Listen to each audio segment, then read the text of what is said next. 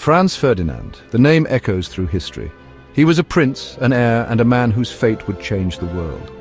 Born into the powerful Habsburg dynasty, Franz Ferdinand was never destined for an ordinary life. As Archduke of Austria-Este, he stood poised to inherit a vast empire, a tapestry of cultures, languages, and rivalries. But fate, as it so often does, had other plans. Franz Ferdinand's story is not just about one man, it's about an era.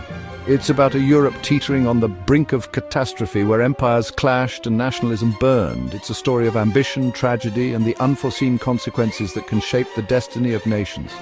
This is the story of Franz Ferdinand, the reluctant prince who found himself at the heart of a storm that would engulf the world in the fires of the First World War. Franz Ferdinand was born in 1863, a time of great change and upheaval in Europe. The Habsburg Empire, like many ancient institutions, was grappling with the winds of modernity.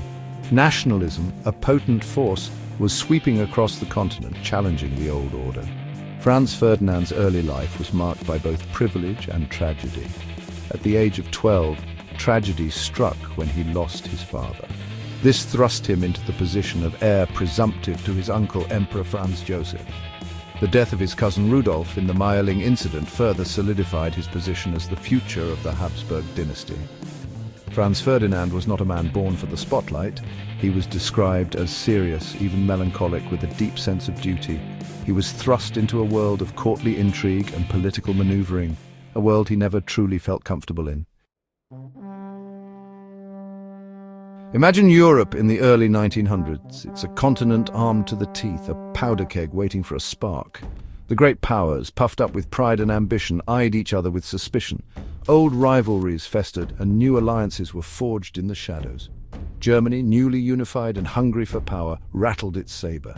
France, still smarting from its defeat in the Franco-Prussian War, yearned for revenge.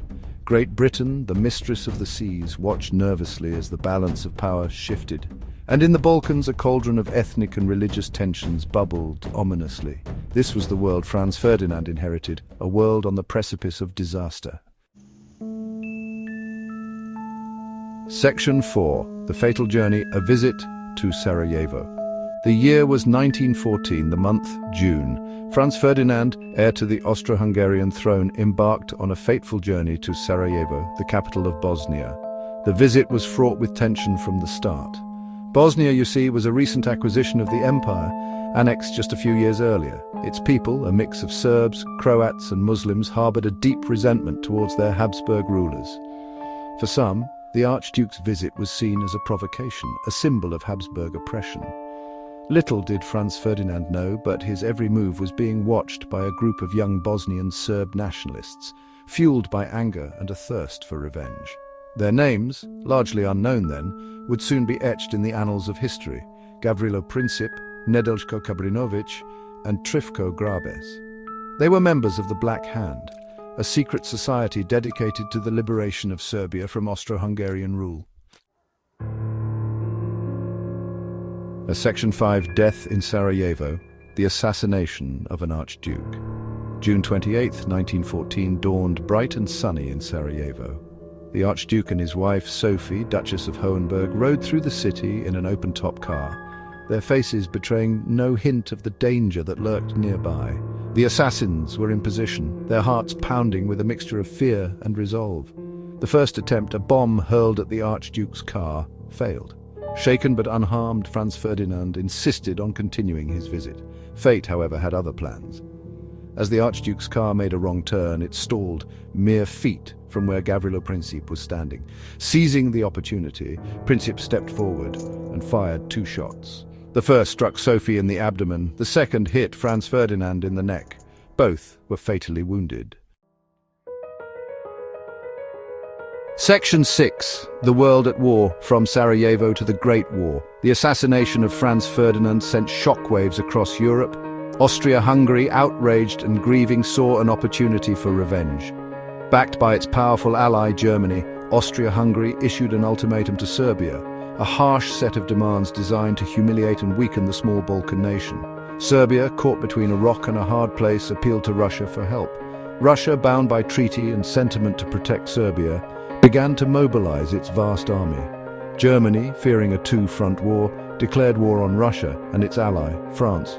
Great Britain, honoring its commitments to Belgium's neutrality, declared war on Germany. Within weeks, the great powers of Europe were at war, their armies marching towards a conflict that would scar the continent for generations to come. Section 7. Legacy of an Archduke. Remembering Franz Ferdinand. Franz Ferdinand, the reluctant Archduke, the man who had never wanted the throne, became a footnote in history forever linked to the outbreak of the First World War. His assassination, a tragedy in its own right, unleashed forces that no one could control. The world that emerged from the ashes of the Great War was a very different place, forever marked by the horrors of industrialized warfare. Franz Ferdinand's legacy is a complex one. He was a man of contradictions, a reformer trapped in a system on the verge of collapse. He was a man who loved his family, yet his morganatic marriage to Sophie, a woman deemed beneath his station, caused a rift in the Habsburg court. In death, Franz Ferdinand became a symbol, a martyr for some, a villain for others, but above all he serves as a reminder of the fragility of peace and the devastating consequences of unchecked nationalism and political miscalculation.